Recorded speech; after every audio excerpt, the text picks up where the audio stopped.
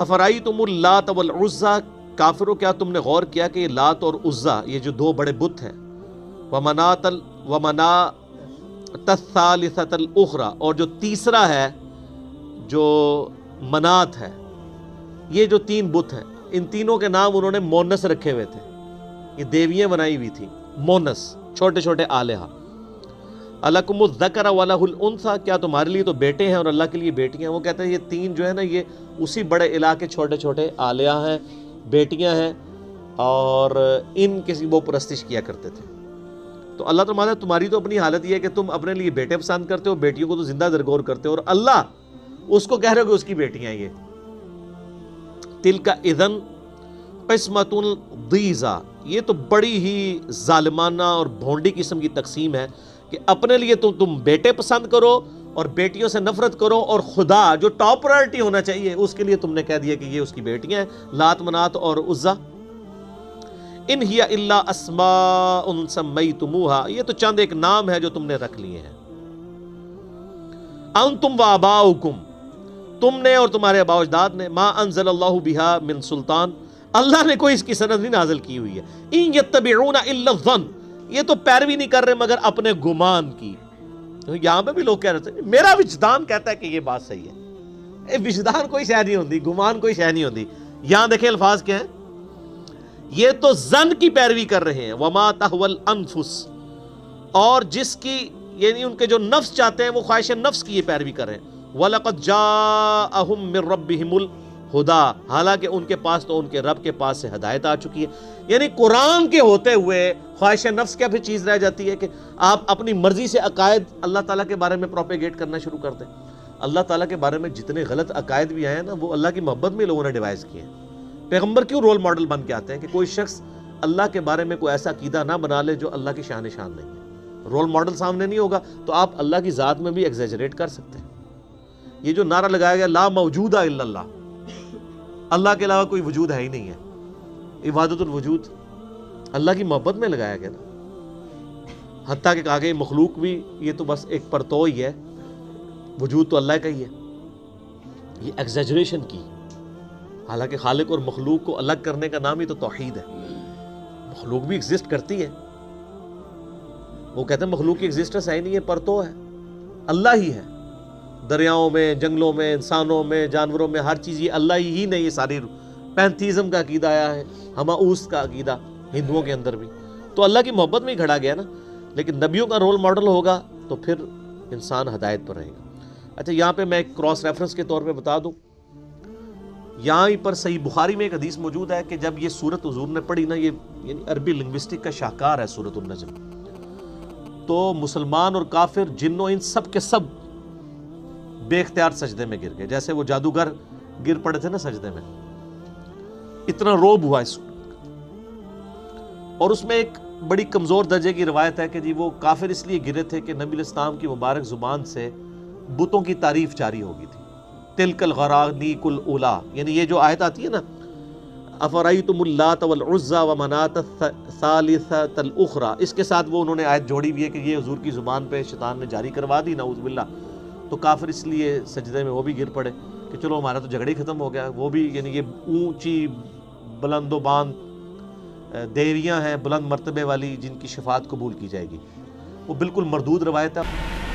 ان آیات کے اندر نبی صلی اللہ علیہ وسلم کی مبارک زبان سے جو ان کے بڑے تین بت تھے لات، منات اور عزیٰ، اس کو کنڈیم کیا گیا۔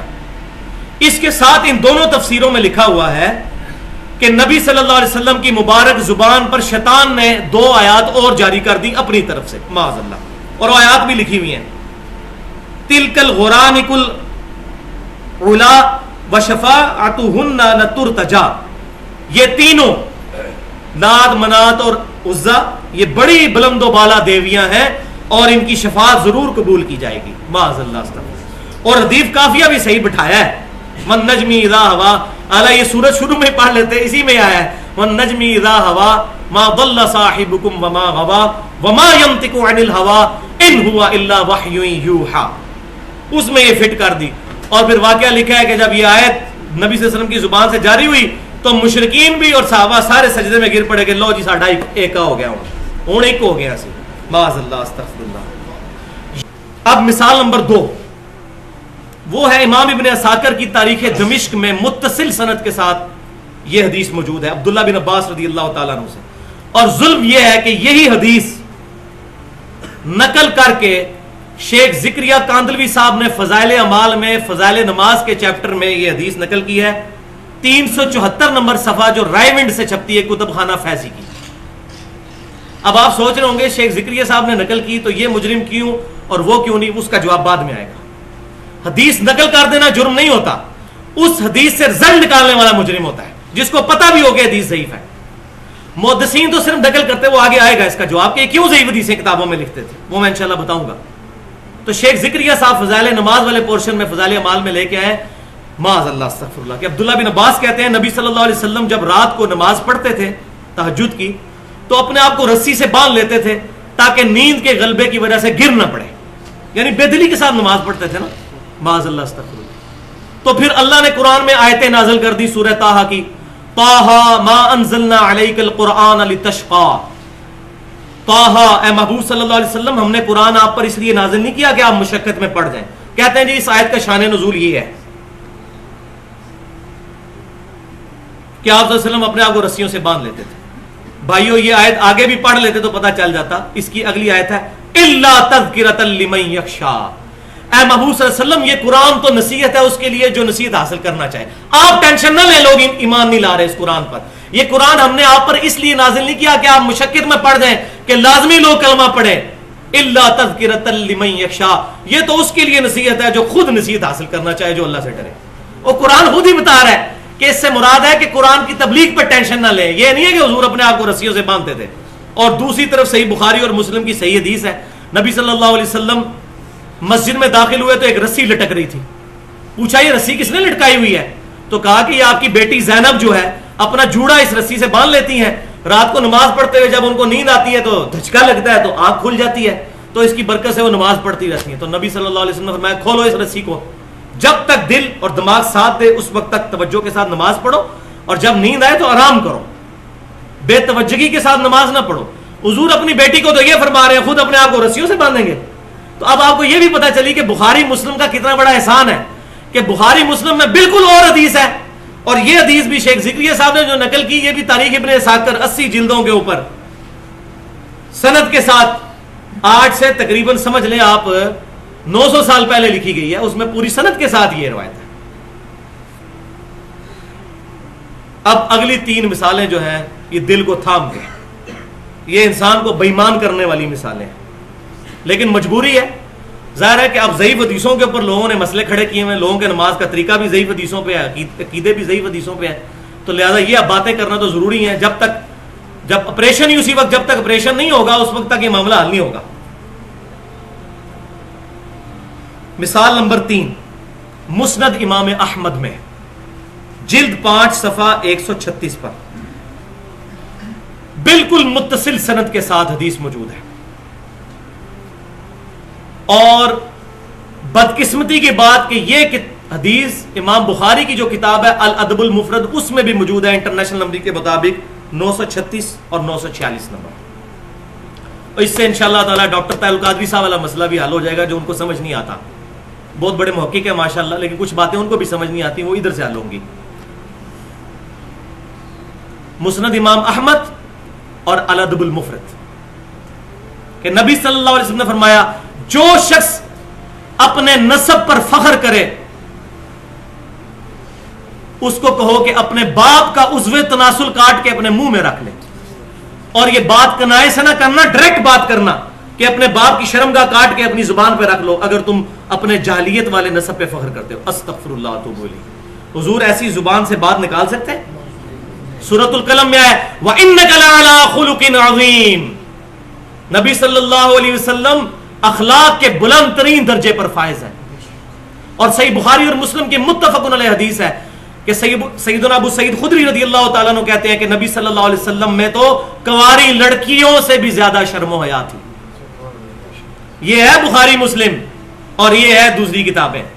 اب مسند امام احمد کوئی چھوٹی کتاب تو نہیں ہے جناب، جو کہتے ہیں جی حدیثیں تو لکھی ہوئی ہیں ناف کے نیچے بھی ہاتھ باندھنے والی، اس حدیث کو احمد بن حنبل نے ضعیف تو کون نہیں کہا ہوا، سند نقل کر دی ہے, حکم کو نہیں لگایا ہوا, تو مانے بےمان ہو جائے اس حدیث کو مان کے. لہذا یہاں سے وہ مسئلے بھی دو حل ہوئے. ایک یہ تو یہ کہا جاتا تھا کہ جی امام بخاری رحمۃ اللہ علیہ کی کتاب الادب المفرد میں یہ فلاں فلاں حدیثیں موجود ہیں, یہ کیوں نہیں مانتے؟ تو امام بخاری کا دعویٰ صرف صحیح بخاری کی صحت پر ہے, اور وہ بھی ان کے دعوے پہ ہم نے نہیں مانا, امت کے علماء نے اس کو پرکھا ہے. امام بخاری کی کتاب ہے الادب المفرد, ہم اس کی کئی حدیثوں کو نہیں صحیح مانتے, نہ امام بخاری کا دعویٰ ہے. لہذا صحیح بخاری اور مسلم کے علاوہ کوئی حدیث کی کتاب ایسی نہیں جس کی ساری متصل الاسناد احادیث قطعی الصحت ہوں. ورنہ, اور یہاں وہ دوسری معاملہ بھی حل ہو گیا.